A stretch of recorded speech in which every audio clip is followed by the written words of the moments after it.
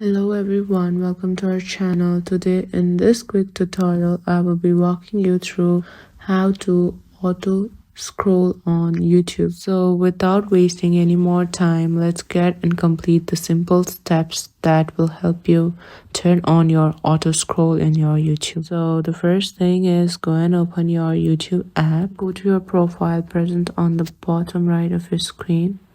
Then tap on the gear-like icon which is on the top right of your screen. After this, you will there get a bunch of options. Tap on autoplay. There, enable the toggle button right beside mobile phone or tablet.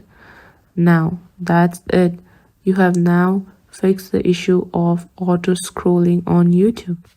If you find this video useful, please don't forget to give it a thumbs up and subscribe to our channel for more amazing content. Thank you for watching. See you in the next video.